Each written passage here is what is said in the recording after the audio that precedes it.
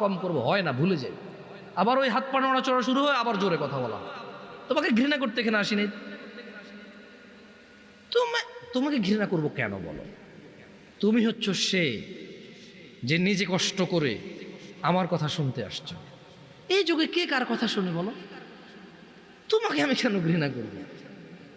আমি যদি তোমাকে ভালোবাসতে না পারি, তোমার উপকার করতে না পারি, কার উপকার করব আমি? এর চেয়ে ভালো আমাকে বাসে কে বেশি? আমাকে দেখলে দৌড়ায় আসো, জড়ায় ধরতে চাও, হ্যান্ডশেক করতে চাও, সালাম দাও, দোয়া করো, দোয়া চাও। তোমাকে ভালো না বাসলে কাকে বাসবো? তবে তোমাকে এই ছোট্ট একটা ইনফরমেশন দিয়ে চলে যাই। عن أبي هريرة رضي الله عنه قال, আবু হুরায়রা রাদিয়াল্লাহু আনহু থেকে বর্ণিত, তিনি বলেন, قال رسول الله صلى الله عليه وسلم, আল্লাহর রাসূল সাল্লাল্লাহু আলাইহি সাল্লাম বলেছেন, কুল্লু উম্মতি ইয়াদখুলুনাল জান্নাহ ইল্লা মান আবা। আল্লাহ নবী সাল্লাল্লাহু আলাইহি সাল্লাম বলছেন, আমার উম্মতের সবাই জান্নাতে যাবে, আবা ছাড়া। قالوا ومن يابى يا رسول الله صلى الله عليه وسلم। সাহাবারা সবাই বললেন, ইয়া রাসূলুল্লাহ, আবাকে?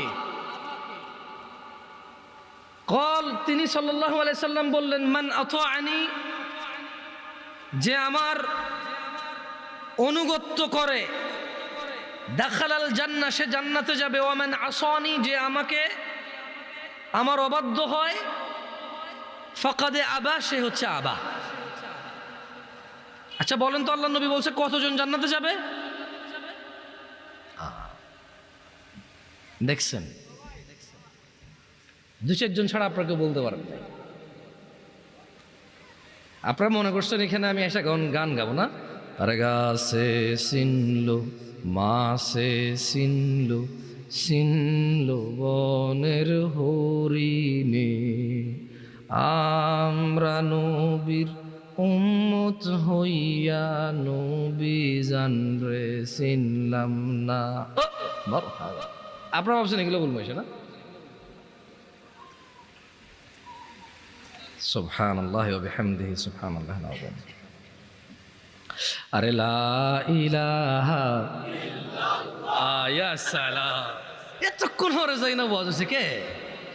আন্নগো মতো হইছে, এতক্ষণ হরে যাই, বুঝছি তো।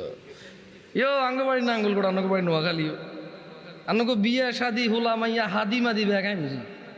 সৌদি আরব বড় বুঝি, কিন্তু আরব মা আন্নগো দেশের নো, আরব বা আন্নগো দেশের আয় না বড়ছি বিদেশ, আরব বাম্মা কি বিদার বড়ছি বুঝিনি, আন্ন করে বুঝিনি আই।